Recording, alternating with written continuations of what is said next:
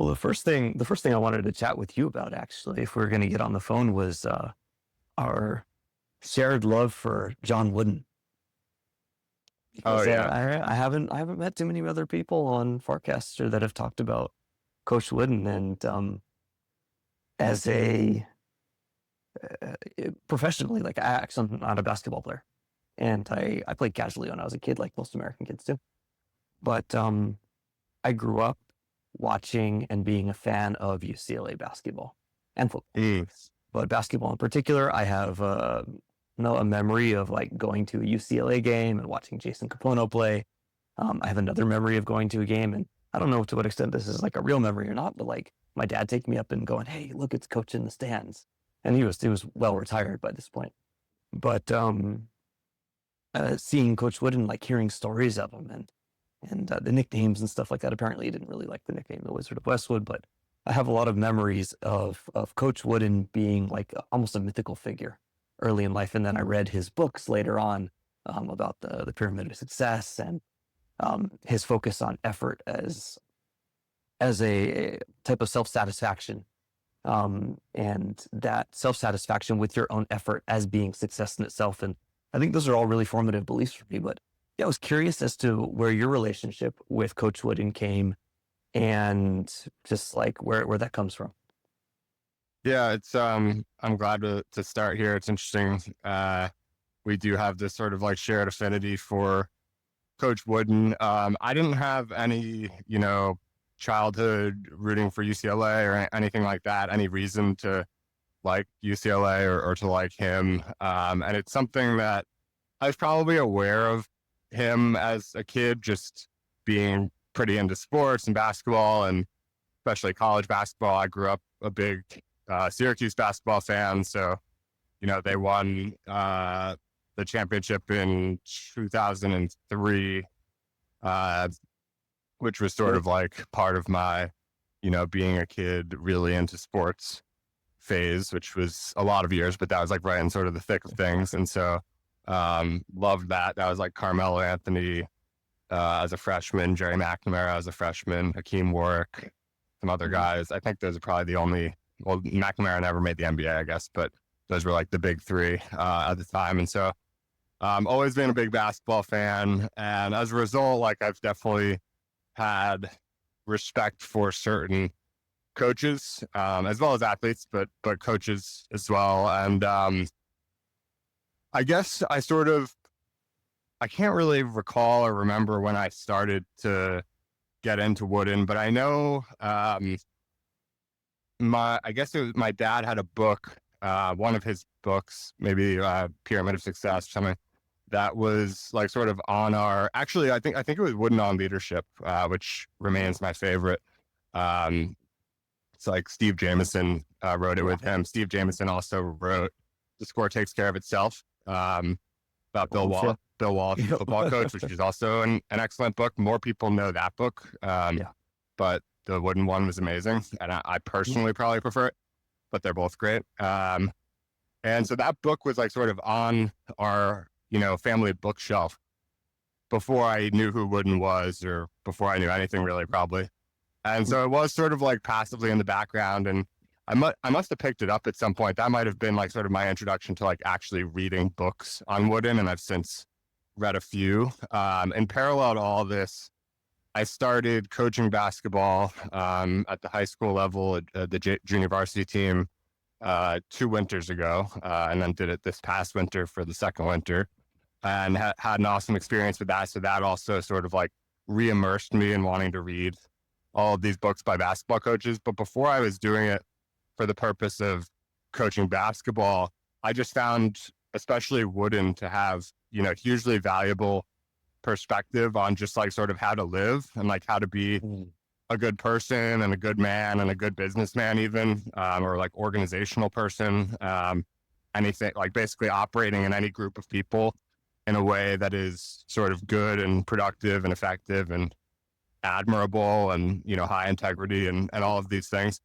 Um, so I love his pyramid of success. I love his definition of success, as you sort of alluded to, something along the lines of like success is sort of the peace of mind that comes with knowing that you have, done everything like to the best of your abilities or something along those lines. Basically, like by giving the best effort that you can, like regardless of the results, that is success, because there's no regrets. It's total peace of mind because you gave it your all.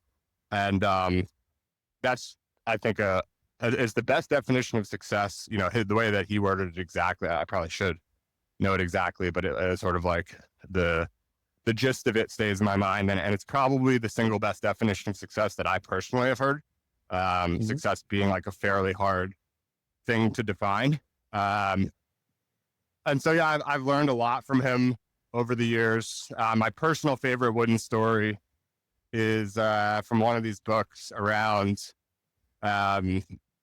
he was at, I forget what school he was at prior to UCLA, but like, I don't know, you might remember. It's like what was that? It's escaping me. Yeah, it was like Indiana something, I think, like not like a known school, like a very like junior school or whatever. And he's there, and he is getting offers to coach, like legit college basketball teams finally. And he's got offers from I think it was Minnesota and UCLA, and like UCLA was like totally out of left field, whereas Minnesota was like where maybe he was a high school coach this time. I can't quite remember, but Minnesota was where like a lot of his either current players or former players when he was coaching high school or whatever, like people, he was familiar with the region, and so like he was very familiar and comfortable with Minnesota. He loved the idea of going to Minnesota. Like he was basically all set on it. His family was stoked about it. But one of like an old friend of his, I guess, or something, like lined up an interview for him at UCLA. And he was like, well, I might as well go out for a visit and check it out. And sure enough, he went, and he didn't like it nearly as much as Minnesota. Like the facilities weren't as nice, really far away from home. Like his kids would have had to have like this big adjustment. His wife would have had to have this big adjustment. He himself would have had this big adjustment. He had no basketball network out there, unlike, in Minnesota. So it didn't make sense basically for any reason, and he didn't prefer it. But Minnesota was like sort of giving him a tough time around. They wanted him to keep the current head coach, who he would have been replacing, on his staff, like as an assistant coach. And he didn't want to do that. I'm sure, I don't think he had anything against the guy necessarily. It's just sort of like that's like a weird dynamic that you don't really want, like having the prior head coach is like your assistant. He wanted to like sort of start fresh or whatever. So he's like, that's not going to happen. So like, let me know if you're cool, if you'll make me an offer with that in mind. But like, there's no situation in which like I'm going to come coach here and keep the head coach as my assistant. Like that doesn't make any sense. And they're like, okay, we'll get back to you by, whatever it was, 7 p.m. on Thursday. I'm making up a date and time. And so he goes back, UCLA is calling him and saying like, hey, Coach Wooden, have you made a decision? Have you made a decision? Whatever. And he's like, finally, he gets back to them. He says, all right, guys, look, I'm gonna be transparent here. Like my first choice is Minnesota, but I'm not 100% sure that I'm going to get an offer there. There's like been some, a little bit of issues with some of the details. So I'm waiting to hear back from them. They're going to get back to me by 8 p.m. Thursday at the latest. So if I don't hear back from them by then, or, I hear back from them and there's no offer, I'll give you a call to accept the offer to coach men's basketball at UCLA. And so like, time goes by, weeks flying by. He's not hearing from Minnesota. Like Wednesday night into Thursday, there's this like massive blizzard. And like all the power lines are down. I guess the blizzard's in Minnesota maybe, or where he lives, or somewhere in between, or whatever, maybe both. And so there's this huge blizzard, like trees are down, power's out, whatever. And maybe I think it was in Minnesota, probably not where he lived, because I don't think he like sort of knew about it. And so he never gets a call from Minnesota. And 8 p.m. sharp on Thursday or whatever, he calls UCLA and says, I never heard from Minnesota. I'll accept the offer to be your new coach. Like, thank you and excited to start or whatever. And he hears back from Minnesota. I don't know if it's like hours later or the next day. And Minnesota says, Coach Wooden, we're trying to reach you. So sorry, there's been a blizzard. The phone lines were down. We couldn't get a hold of you. And, this was like his strong preference to coach there. And he says, thanks for calling, guys. Like, I'm sorry. I already gave my word to UCLA. And I love the story for like two reasons. And thanks for, sitting through the longer telling of it. But I'll just say like the two reasons I love it, and then I'll kick it to you. But at least two reasons I love it. One is that it's a pretty cool like sort of demonstration of like the butterfly effect. Like, had there never been a storm, like Minnesota would have made the call, and Coach Wooden would have been there, and UCLA wouldn't have all the rings, and who knows how Coach Wooden would have even done there if Minnesota basketball would have been the UCLA, or like maybe it wasn't a good fit and nothing would have really like panned out the same, or like who knows where Bill Walton or Kareem Abdul-Jabbar would have played, and like what would have happened with them, like all these crazy things that would have changed just because basically a blizzard hit Minnesota and whatever that year was. I always love stuff like that. And then the second thing is like one of Wooden's huge things is like being a man of your word, and like that to me is like probably the best example that I've heard from his story of sticking to that, and not just, talking the talk about being a man of your word, but actually being a man of your word when, there's major, major consequences, completely, sort of like picking up your life and your family's life and moving somewhere else. And like, he could have just said like, oh, hey, UCLA, like, sorry, Minnesota, they actually were trying to call me, but they couldn't get to me because of the blizzard. And that is my top choice. So I'm sorry. Like, I know I said 8 hours ago I'd coach, but hopefully nothing has been put into motion. And I'd actually love to go and prefer to go coach at Minnesota. Like, I'm sorry and whatever. And like, that wouldn't have been like that unreasonable. But like the second that he said to UCLA, I'll call you at 8 if I don't hear from them. And then he called them like he said he would and said that he would go there. And then Minnesota like got back to him and were like, we intended to give you the offer. And he's like, sorry, I already gave my word to UCLA. I just think that's so cool. Like, I hope, sometimes these stories get a little bit like mythological when they get passed down. I hope that story's like 100% real. Cause I just love, like, that's, had that not happened, he wouldn't have even been at UCLA. So that is a big brain dump on Wooden from my end, but I'm curious what you think of all that. I adore the story as well. I think the kind of integrity that he demonstrated is, I don't know how common it was during his day, but it's certainly not that common nowadays. And, I like to think of myself as someone who at least attempts to behave with a lot of integrity, but Wooden, for me, and it sounds like for you as well, is very much like a North Star of like what direction to look at and keep pursuing as far as integrity is concerned. I think that story is a great demonstration of such a quality. Yeah, it's interesting. You mentioned the North Star. I'm pretty sure we had some back and forth where you were like, you had read a book on Wooden that was like a little less charitable and maybe was sort of critical of certain things. I think like Steve Jobs is a similar thing for me. I mean, obviously they're extremely different, but like, I sort of choose to take the negative stuff about Steve Jobs a little bit of a grain of salt, because I really admire a lot of the positive, like sort of characteristics and things about him. And like, I like that you use the term North Star, because North Star, like on the one hand, it's like sort of where you're guiding yourself, like, what you're looking towards as like sort of the ultimate best, like, and you're sort of striving for that, but like you might not actually, you're not expecting to like sort of actually quite get there.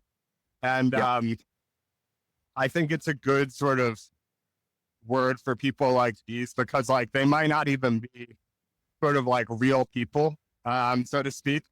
Obviously they're real, but like your perception of them or the way that they're written about in books or write about themselves, or what you sort of gather from like the best highlights of clips of their life and whatnot, like these maybe are not sort of like, when you combine them, true pictures of like real people with all of their, flaws and whatnot. And so I think there's like sort of one one view that could say like to aspire to be like these people is like not reasonable, and you might sort of like feel unnecessarily bad for falling short of these like unrealistic expectations of these ideas of people that were above and beyond what they even actually were. But Mm-hmm. I sort of take the other view that like I like having sort of like unattainable role models, North Stars, so to speak, where like even if they weren't all that they're made out to be, like it's good to believe that there are and were people like that, because then you can just sort of like keep striving to, be more like that sort of idealistic view of what you think you can be like. Yeah. Take borrowing from aspects and characteristics of what these people were like. So Wooden is definitely one of those guys for me. Yep. Steve Jobs, like I mentioned, in a very different way, is also one of those guys. And I don't know how many I have really. I never like sort of listed them out, but those guys are like right up towards the top. And with Wooden, it's definitely much more about just how to be a great person than how to be a great basketball coach. And his books are like not at all X's and O's or anything. Like it's all just applicable to life. And there's actually another coach who I sort of added to that. Like these guys are my top two. It's actually a guy who, his name's Morgan Wooten. It's funny that his name is so similar to Wooden. He's the winningest basketball coach at the high school level of all time. And him and Wooden were friendly, and Wooden had like a, review of one of his books, or like he's quoted as saying, like, some people say Morgan Wooten is the best high school basketball coach of all time. He said, in my opinion, he's the best basketball coach at any level of all time, which is like, obviously a huge endorsement coming from Wooden. And so like those two guys were sort of my models as basketball coaches, and in a way as men. And Wooten has great books as well, but his are much more, he's got ones that are general, but he's also got ones on like the logistics of coaching high school basketball, which is like basically my Bible for these last 2 seasons. Yeah. So yeah, and I think coaches just in general are, for me at least, I don't know if it's just my personal preference, but they're just amazing people to learn from. They're leaders of men. And whether it's a sports team or a company or anything in between, like learning from great leaders of men is, I think, a great sort of category of people to learn from. Yeah, I mean, I completely agree. I feel like we're on the same page. I think like on a very macro, almost poetic level, I think it's very important and also kind of sad that society doesn't have so many heroes like John Wooden is, or even role models if we don't want to use the word hero. Right. But like John Wooden is to us, where you can look at this person's qualities and really want to strive to have it, and like these are good qualities that we're trying to strive for. And it seems like figures like this are, I don't know, maybe it's simply nostalgia for the past, but it seems like figures like this are a little bit less common nowadays, especially when everybody is made human so easily via social media. And I appreciate having Wooden as such a figure for me, even after reading his more, I don't know, comprehensive biography. I still came away going, yeah, like he's human, but damn, he lived an incredible life. And to his own point, it's, it's not about being perfect, but it's about the effort. And, I'm sure these guys fell short some of the time, but with his North Star being like success is, the peace of mind and knowing that you've given it your best. Like, I don't think he was bullshitting that part, like he might not have. Absolutely not. Like very few people can do that all of the time, but I don't know. It seems like he tried very hard. I agree. And to your point about coaches, look, and this perhaps is a good time to go back in time a little bit. My high school cross country coach in particular is like among the most impactful people in my life. I think that I became a teacher later on. For a while, I was a teacher for, I don't know, let's just say 8 years or something like that. And I feel like a lot of my teaching style kind of evolved out of how he coached.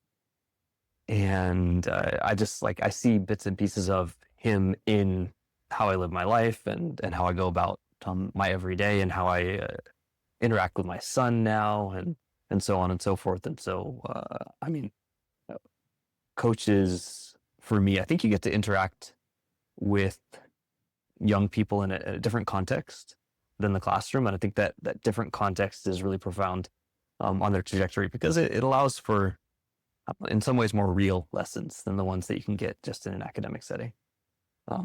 So yeah, I'm a huge fan of the importance of coaches, or a huge believer in the importance of coaches, and also my own personal experience doing cross country when I was younger, and taking a lot of my coach's personality and style and so on and so forth, and having it be part of who I became as an adult. It's a big part of my childhood and how I grew. Yeah, I think to your point, I remember, I can't remember actually if it was Wooden or Wooten. I just get the less, like they're very similar in their philosophies as well. So I like have a tough time remembering who said what, but one of them, I remember a chapter in one of their books was called, I think it was Call Yourself a Teacher. And both of them, I believe, taught as well. I think Wooden was, I think, an English teacher. And then Wooten was a history teacher. And, beyond the classroom though, like they're talking Call Yourself a Teacher about themselves and their role as a coach. And like you said, I think they both viewed coaching as teaching, and not just, not really at all, not even primarily teaching basketball, but just sort of like teaching, about the important things in life, with the classroom being the basketball court, and the sort of topical subject being basketball, but really like using that all as a setting and context within which to teach about the important things in life and values and how to give an effort, all these things that we're sort of talking about, these things that stick with you. And I think it's funny you mentioned your high school cross country coach, because that was really like, when I think about why I wanted to try coaching high school basketball and what I have found out like that I love about it, like it's really that it's being able to be sort of a teacher and somewhat of a role model, hopefully, as a coach. And basketball is sort of like the arena in which you can do it, but it's not a whole lot more than that. And you can just have an impact. Like, I think there's something pretty special about like those high school years where you're old enough to like be a real person and start to, not like, you're obviously not an adult at that point, but like you're starting to like sort of form perspectives that will probably stick with you for life, some of them. And so like you're old enough for all of that, not to be like super childish. And then, but you're young enough to be like very impressionable.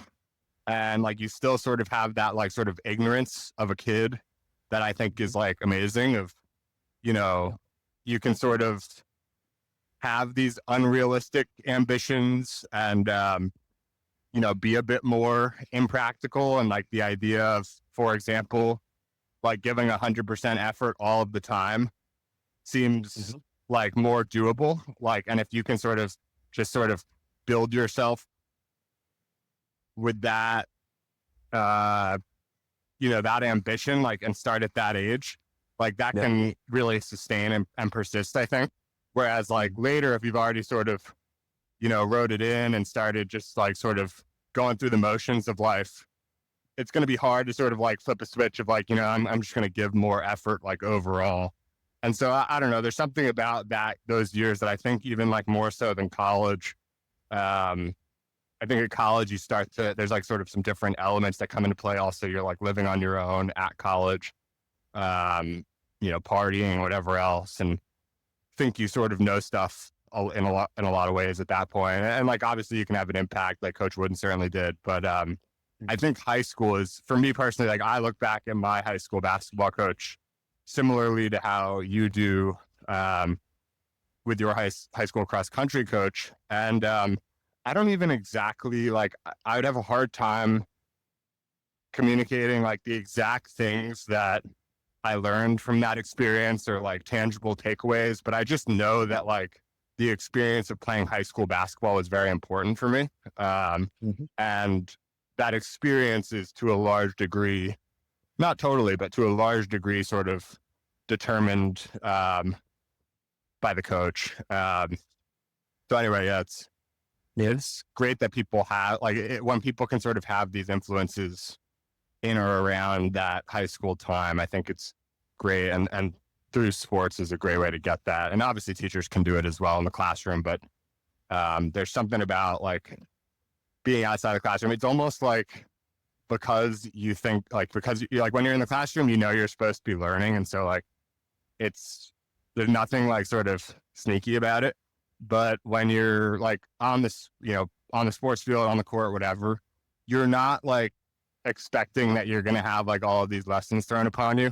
And so they can just sort of like get ingrained a little bit more organically. And they don't feel like sort of as forced, and you're doing something that you like or love to do. And so it just like all of these ingredients and more, I'm sure, just sort of add up into like sort of a great environment for learning. Yeah, and you're also put into positions where you're a leader yourself, right? As an athlete, it's much more difficult, I think, in the classroom to be a leader of your peers on a regular basis. But like on a basketball court, you see everybody takes that role at some point, even in micro moments, and certainly even in track or cross country or something like that. You're going to have your time where maybe during the middle of a race, you need to step it up with your teammates, or you're leading practice, or you're leading stretches or something like that. So you have these micro moments where you get to be a leader and like try on your coaching persona and see how it works, your teaching persona or your role model persona or whatever it might be. I think there are so many opportunities for that in these contexts. Yeah, I mean, it was huge for me. And then you get faced with like big moments of loss where you work really hard for something and it doesn't turn out the way you want. You also get moments where you work really hard for something and you unexpectedly break through in a non-linear kind of way. Like I feel like growth, when you imagine it as a kid, is like kind of a linear process, like math class. Like you learn something and then you learn something else and you learn something else, and like they kind of stack on each other and you just kind of keep going. At least my experience running was completely non-linear. Like I was like bad, and then I was a little bit better, and then all of a sudden I won a race, like a varsity league championship or something like that. And so I was like a city champion. I was like, what just happened? All of that work that I put in before, all of a sudden just happened. It just like came out of me, and I was like, what is this? And so you get that like cognitive, this kind of experiential learning from having growth that's nonlinear, and that was huge. I remember another kind of separate thing is I remember losing a race and being really angry and like, I don't know, like cursing afterwards, and like coach pulled me over and he was like, that's not okay. And I was like, okay, I'm sorry. And it's like, I want you to apologize to the team tomorrow when we wrap up. And so I did. And you know, that was a lesson, like how to lose with grace, how to win with grace, and so on and so forth, because you get put in these situations where like, you're not going to find that in the classroom for the most part. Maybe you miss a question on a test, but it's just not that kind of intensity that you'll get playing sports. And you also don't have the same kind of relationship with your teachers that you have with your coaches in general. There are exceptions, of course, but yeah, I'm a huge fan of this kind of whole domain for getting to grow up. I'm glad that I had those experiences. They're really formative for me. Yeah, those examples I think are great and like resonate, you know, pretty strongly. Another one I would sort of add that occurred to me as you're saying all of this is you don't really get to do team stuff, generally speaking, as much in the classroom. It's kind of an individual sport, if you will, like school. And obviously, you know, you'll get on a team project here and there or whatever, but it's like, you know, it's a single project team. It's like, you're not really competing as much. Like it's very different. It's sort of like artificial team, I would say. Yeah. And there's other ways to get this team element, obviously, other than sports. You could have, I don't know, like a debate team or whatever else, do a play or whatever else there is. But like, I think classroom is not really like inherently a team thing. And I know, like, to your point, like winning with grace, losing, being a good sport, both of these things are things that I've definitely like sort of worked on with our team. Like, you realize as a coach that like the most important thing to do when you're up 30 with 2 minutes to go in the game is to communicate to the bench that, like, with my team especially, like, we didn't win in blowout fashion very often. And so like when we did, it's like you go to the bench and, make sure that we celebrate and like support your teammates, but not over the top, like act like you've been here before. And, remember, we've been on the other side of this, and like all of those sorts of things. And there's just not really opportunities for that in the classroom, like you said. I'm curious, do you, it's interesting that you mentioned like sort of this linear, nonlinear growth experience. I'm trying to remember.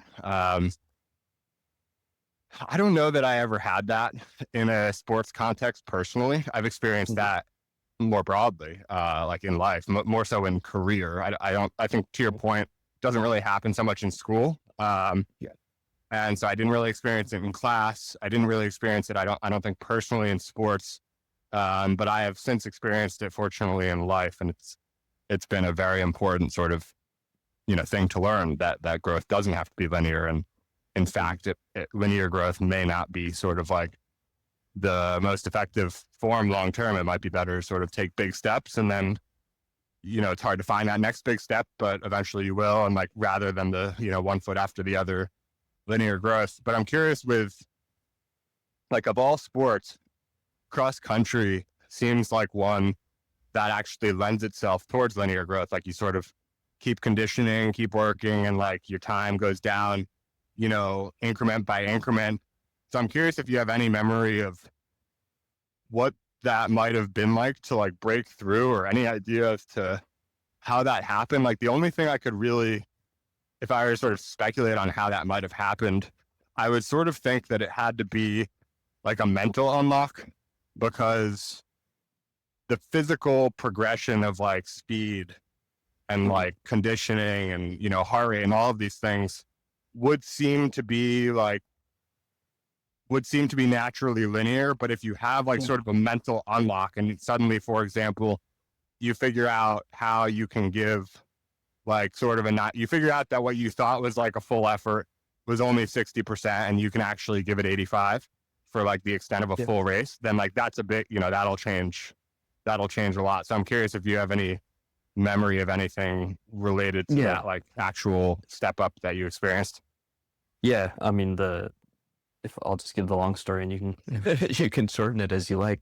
No, I love the long story. I went to one school when I was a freshman, and I was there for about 3 months. And my buddy, during the summer before we started high school, had invited me to cross country practice, and he was already on the team at the school that we were both going to go to. And I didn't have any running shoes, and so he lent me, I don't know if you remember this brand, I don't even know if they're around anymore, like these LA Gear shoes. And like, LA Gear is like the cheapest pair of shoes that you can buy that still looks like running shoes. They're like, I think they were probably like $20 for a pair. We bought them at Big Five or whatever. He bought them at Big Five, and so he lent me I think he gave me like a second pair of his like LA Gear shoes. And so I showed up to practice, and the seniors on the team, the varsity squad, was like, "Oh, Chris brought this other guy," and my friend, as I found out, was already really fast. And even though he was an incoming freshman, he was like training with the varsity team and stuff like that. So, right. I tried to do the same workout he was doing, and it just destroyed me, of course. I was like a more normal freshman than he was. And so I joined this team, and I was JV. And I was like a okay, somewhat mediocre JV. I also had like a cough that year, and it was kind of awkward. And like, I did okay. And I ended up transferring schools. And I don't know what the law where you are is, or like the sports law.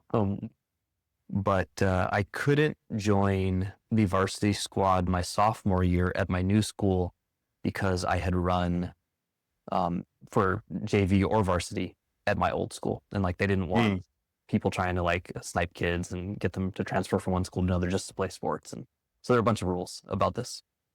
And so I had gotten a little bit faster, and like I was good enough to be like a low level varsity runner by my sophomore year. I did okay in track, and like I think I made league finals, but I got last place in the mile or something like that. And so I was a little bit better than I was, and I had some kind of linear progression, and had just like kept working at it. And so we actually appealed like we put in a petition to let me run varsity, so that I could be on the varsity squad my sophomore year. And CIF, which is like the governing body of sports in California, said no, sorry. And so we appealed it. And this is already, cross country season was already going on, and I would run JV races and I would win. But like I was running, what was my cross country times during JV? I would probably run like a 1930 or something like that. And like it was enough to win a JV race, but nothing to write home about. How far is that? 1930? 1930. I think it was 3 miles at the time. 3 miles, like maybe like a 5K or something. Yeah, I don't think it was 5K when we were doing it. I think it may be 5K in some areas now, but I think it was 3 miles. Yeah, I think it was pretty flat. And so you're allowed to run JV at this point. I'm allowed to run JV, but I'm not allowed to do varsity. Yeah, I'm not allowed to do varsity because that's where things start to really matter. So I'm not allowed to do varsity. They're not going to prevent me from doing sports, but I can't do varsity. And so first race I run, I think the first league meet I run JV and I win. And it's like there's not that much competition. I'm obviously a varsity runner, but I'm running JV. And I think my appeal comes back, and they're going to allow me to run varsity during the second league meet. And so I run varsity, and I think I got like, let's just say I got like 10th place or something like that in the league, which was really good.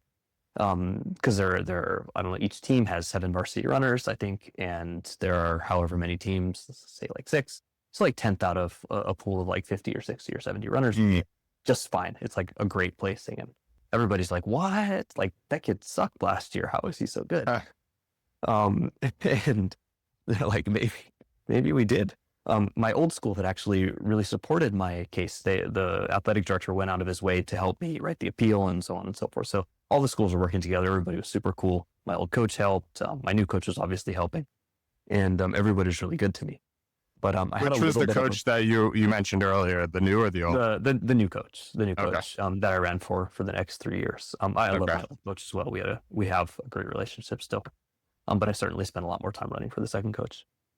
And so I finally got approved to run varsity, and I did pretty well in the second race. But like, there were some seniors on my team that were supposed to win league this year, and like they had a good chance at it. And my old school and my friend who originally invited me they were like top 3. They had like 2 runners in the top 3 or something like that, and then the third runner was the senior from my school who was supposed to win.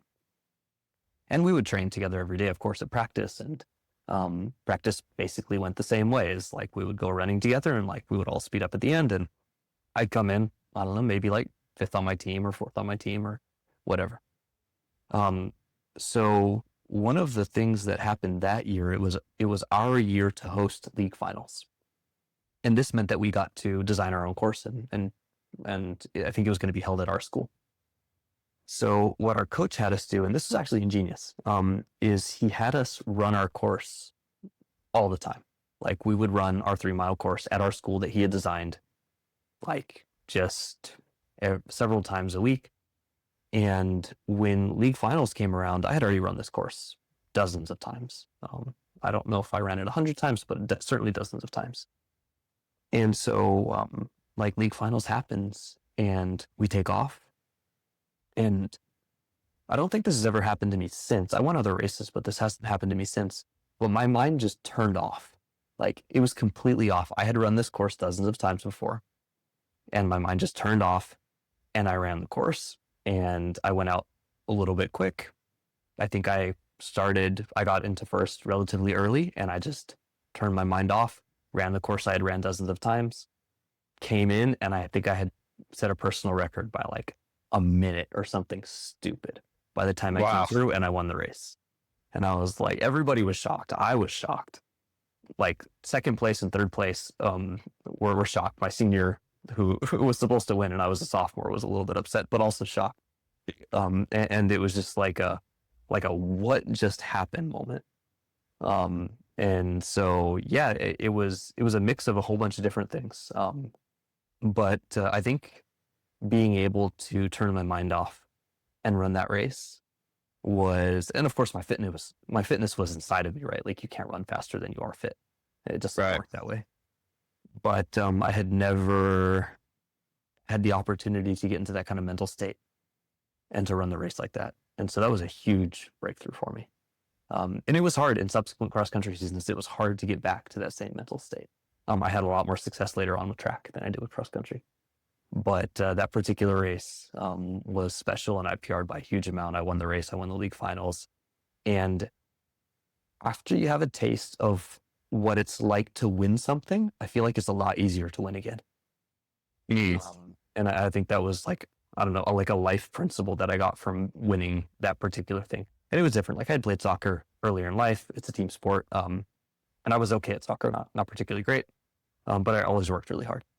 But winning a cross country race, like you are all on your own to an extent. Like it's your body. Like no one. Sometimes your teammates will help you a little bit by like being next to you or encouraging you. But at the end of the day, you have to run your race. And once I had won one race, come track season, like I now know I can win, and that mental unblock made a huge difference.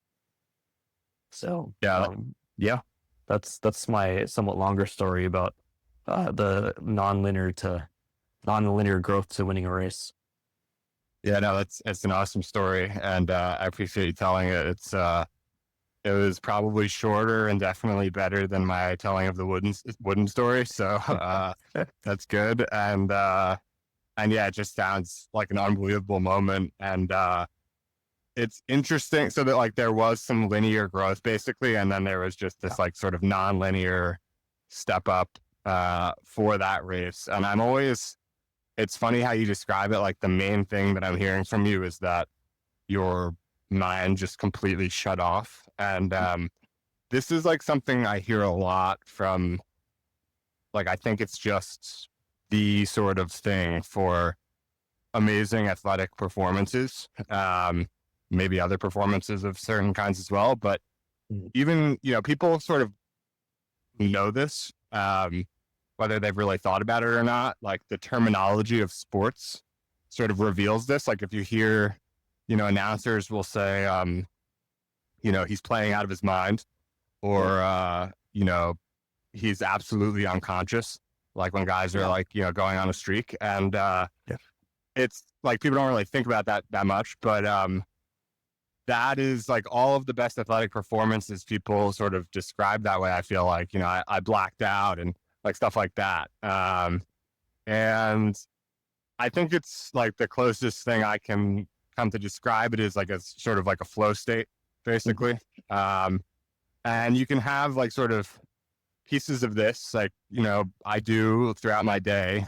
They're not as dramatic or maybe strong or extreme, but you sort of get into a flow of doing some work or something. And like one thing that is sort of like a sign for me that I've been in that state is sort of checking the time and kind of not knowing where it all went, or like being surprised by how much has gone by since I've last been aware of the time. And like, I think this would be one of the best things to be able to sort of like repeatably turn on. Like you said, like it's been hard to, at least in the context of cross country, you were never able to quite get to that experience again of like it sounds like sort of the extremity with which you were able to just like turn the mind off and just run this track that you knew exactly how to run. And had you been thinking during it, you might have been like, whoa, like, I'm in first place and there's two guys on the team expected to finish in front of me.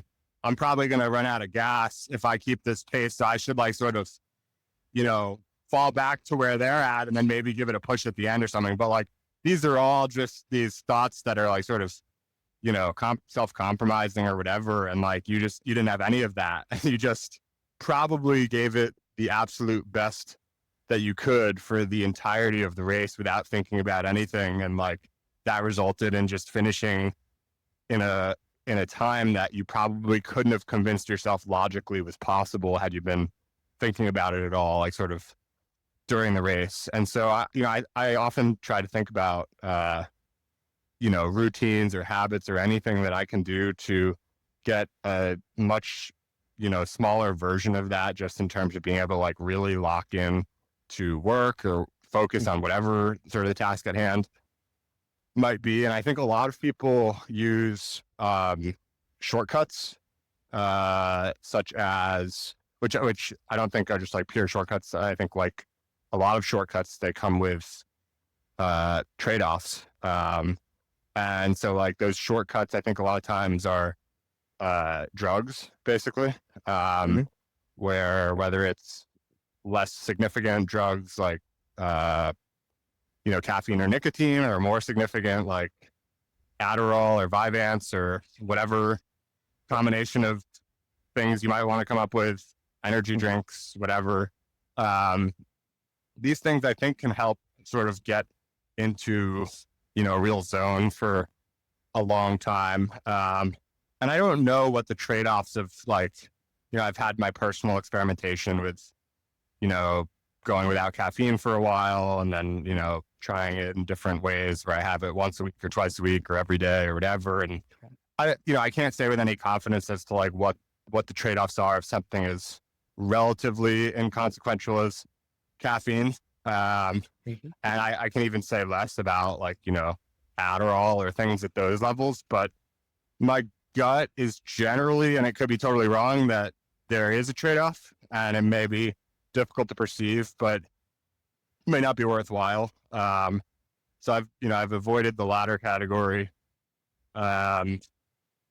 since college, at least. Dabble for exams and whatnot. For what it's worth, I think I don't know how much I should be talking about this stuff on air, but it's all legal for what it's worth. Like I had a prescription for Vyvanse at some point, and I basically got it filled once and never needed to refill it. I just used it here and there over the course of like a couple of years. I think my junior and senior year for finals, when like the trade-off was, you're gonna be able to like study for 1 million hours a day for like the few days this week that you need to, and then like you're gonna actually like score a lot better on your test probably as a result of that studying. And then like whatever the trade-offs are, like you're not going to do too much damage in like 2 or 3 days. But for what it's worth, I mentioned that because like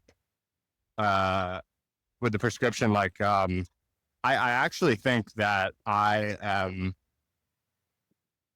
have like I would say if if there's a spectrum for ADD, ADHD, whatever, like I'd say I'm like reasonably far along it towards the diagnosable side. Like I just am constantly sort of getting distracted by things. Like when I'm driving, like I have a hard time like sort of paying attention, like all these things. But I think in a lot of cases, the prescription of a drug for that, like I think a lot of people who are prescribed these things, like there's, and I'm not a doctor or anything obviously, but I think a lot of times there's lifestyle changes that could be made first, where like, you need like an Adderall to sit at the desk for 8 hours a day, every day. Like maybe you wouldn't need it to do something that is just more appealing, like for more just like naturally, appealing to humans, basically.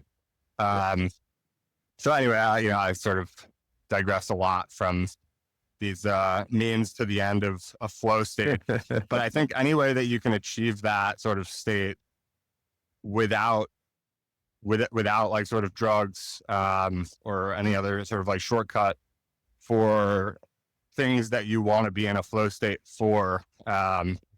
So like it's just sort of a very interesting category for me, because the performance to, your example is an extreme one, but the performance like during that sort of mind off, just doing the same time can just be like really amazing. I completely agree. I'm basically like, I don't drink coffee, and I drink green tea every once in a while, but not for performance enhancing means, just because I like the taste of it. But I feel like my mental model for a lot of this stuff is very similar. Funnily enough, I use like a running metaphor for it. We have trainers, right? Like normal heavy running shoes that we do most of our training in, and then you have either spikes or racing flats, depending on the distance and, well, to an extent, your personal preference. And our coach in general had us run most of our races in our trainers. And every once in a while, we would get our racing flats or spikes out to run more important races, or when we really wanted to get a feel for speed. But I feel like most of the, like personally, I haven't bought racing flats. I actually run a little bit now after taking a long break, and I haven't yet bought my own adult racing flats. And I feel like I'm just not in good enough shape to deserve buying racing flats yet. And some of my friends who are also runners think this is a little bit absurd, but I feel like it's like an icing on it's an icing on the cake, right? Like if I'm training hard and I'm in good shape, then I'm very happy to buy racing flats and like run a fast race. But if I'm just training okay, or like I'm not quite there yet and I see I have so much left to go and like speed is not the problem, it's like endurance and it's I'm investing in and it's my general fitness and stuff like that. I'm like, I don't need racing flats. Like I'll be a little bit faster wearing them, sure. But like that's not where the real gains are going to come. And like I have a lot of foundational work that's more important to do first. And I feel like I think about caffeine, or caffeine actually, runners take caffeine to run faster as well.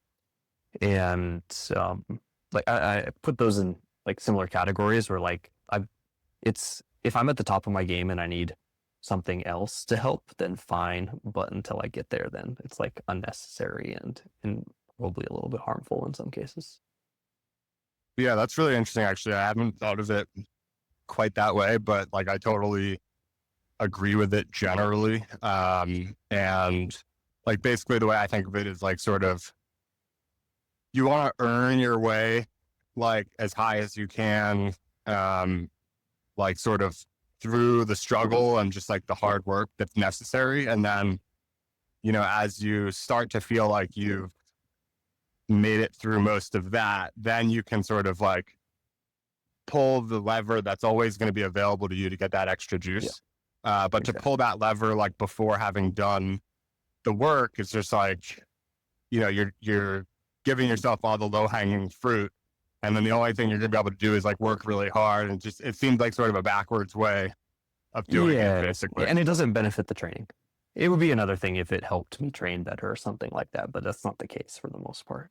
And so like I use AI to code all the time, and like I have no problem with that. It doesn't work the same for me because like AI is helping me with the coding and with the process. Now, if I was studying how to do something, or if I was doing like a problem set, then I might try and do it myself first without relying on AI for all of the assistance, or I would use it as a Socratic tutor, not like a write my code for me type of thing. Right. Like AI helps a ton with my throughput, and so I'm not opposed to using tools that are helpful. In fact, I use tools all the time. But is it like the right thing to do for the stage I'm at? Is a question that I often ask myself when I'm thinking about these performance enhancing tools. Yeah, so I'm going to switch gears a little bit to two things that I wanted to talk about before our time is out. One is, you know, we don't have to spend too much time here if we don't want, but, you know, maybe we will. You live in Japan, right? Yep, that's right. That's interesting to me. I was fortunate to spend 3 weeks in Japan roughly 5 years ago. Loved it. I'm curious how you ended up out there. Sounds like you grew up in America, and how you like it generally. I love Japan. I live in Okinawa, which is, and I've lived in other parts of Japan as well. I live in Okinawa right now, and Okinawa is, it's a different flavor of Japan. It's Japan, but it was its own kingdom for several hundred years before. It's kind of like Hawaii is to America, Okinawa is to Japan. And so it's its own flavor of Japan. And I love it out here. Is it its own island or no? Yeah, it's its own island, its own set of islands, about halfway between mainland Japan and the Philippines, like an hour away from Taiwan by airplane. So it's out there. It's not, and as such, it has its own distinct culture and things like that. It's definitely more more island. It's even more island culture than Japan. If you've been on an island, you kind of get the gist. But yeah, it shares a lot with Hawaii in terms of vibes. The Japan story starts with me as an elementary school student. We had exchange students. When I was a kid, I'm the only child, and we had exchange students. They were like older sisters to me. And I think we had, let's just say like we had 6 exchange students over a period of 2 years when I was in elementary school. And they were awesome. Like, I think one of my exchange students bought me a Japanese copy of Pokemon Yellow for Christmas as a Christmas gift. And this is my first Pokemon game when I was a kid, and I ended up being a huge fan. But they were amazing, and it was really cool. They invited, like, these 6 families somehow coordinated, this is mind-blowing to me. These 6 families somehow coordinated a trip for my mom and I to come visit Japan when I was 11. And we would stay, like, the plan was for us to stay a little bit at each of their houses, and like they would like pass us from one home to another, or like someone would come pick us up and then we go home, or then we go with them and stay for a few more days. And so I did this 2-week trip when I was 11, and like it was really cool. And I kind of remember it. I see pictures later on and stuff like that, but like had a little bit of a Japan connection when I was younger. When I was in high school, I had the opportunity to go for a 1-month exchange program where I would visit a city in Japan and stay with a host family that had a high school boy who was the same age as me. And then he would come to the States and stay with my family for a month. And so like it was a sister city program, and everyone was high school students. So I went over, stayed for a month, then he came back and stayed for a month. And I really hit it off with him and with the host family and with Japan in general. And I thought, this is like, I want to be here again. Like 1 month is not enough. Like, get me back here. And so when I left, my homestay family said, hey, if you ever want to come back, you can stay with us again. And we continued emailing, and I was like, well, what if I like leave it to me to be completely oblivious of social, like, of just like being nice. I was like, okay, well, you offered, so why don't I see if I can take you up on it? And so I applied for your standard UCs and University of California universities and stuff like that. And I also applied for a university in Japan. And I didn't speak Japanese at the time, at least not much. But there was one, there were a couple schools, but there was one in Tokyo where you could go even if you didn't speak Japanese, and you could apply to your SATs. And just like, you would spend the first year just studying the Japanese language, and then you do the rest of your degree in Japanese. And so I ended up applying for being accepted to that school. And apparently it turns out like this is like a super elite Japanese school. It's kind of like a small liberal arts elite school, and they have a bunch of these in the States, like the one that Steve Jobs went to. And so it was one of those types of schools. And like eventually, like I think after I left, one of the like imperial family members ended up going to the school and stuff like that. I didn't know all of this when I applied for it. I just wanted to go to Japan. And so I got accepted here, decided to decline the other offers that I got from California colleges, and moved to Japan for university, much to my family's chagrin to an extent. I think they were happy for me, but also like, what? He's going overseas. And so yeah, I went to school in Japan. And the other part of the story is it wasn't just that I wanted to go to college in Japan, but I had met this, he was like an ex-national silver medalist judo athlete. And he was running his own like chiropractic clinic. And this is a common thing in Japan for ex-judo athletes to become chiropractors. I suppose like when they mess up their bones every once in a while, they like know how to do this stuff. And I was like enamored with this idea of like being able to learn from him and stuff like that. And so I went, and for the first few months, I did a little bit of an apprentice with him and learned some of his bone setting ways. And I didn't end up pursuing that path, but like that was what I wrote my entrance application letter to the university. Is like, I want to apprentice with this guy, and I also want to go to your school so I can learn this, and this about how Japan works and like Japanese business and so on and so forth. And so that was like a hugely formative experience when I was 18, moving abroad, going to school in Japan, learning from this gentleman who teaching me about Japanese bone setting and chiropractic, and also a little bit of philosophy and like way of life type stuff.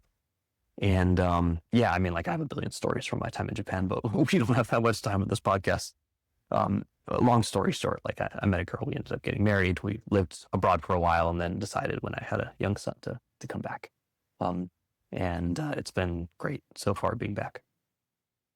And how did you pick where you are currently exactly? Because it sounds like, I don't know if you had been there prior to your, like with your other experiences in Japan, but it sounds like it is, you know, worth sort of like separating out from more broadly Japan. It's not like you're moving to the town over, like you're moving to another island. It's like sort of further away with its own characteristics. Yeah, for sure. Okinawa is, I mean, we basically made the choice for our son, and Okinawa is one of the most child-friendly places that I've been in the world. People here just really, really like children, and it comes with the standard Japanese like safety and like conveniences and so on and so forth.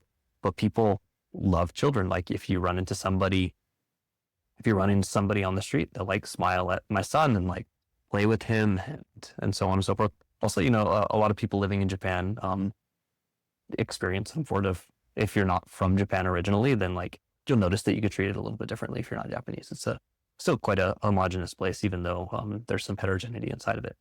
And Right. for whatever reason, like Okinawa like cares a lot less that my son is not completely Japanese and so on and so forth. And like I actually love Japan. I have had very few negative experiences overall, and like even the other places I lived in Japan, great experiences.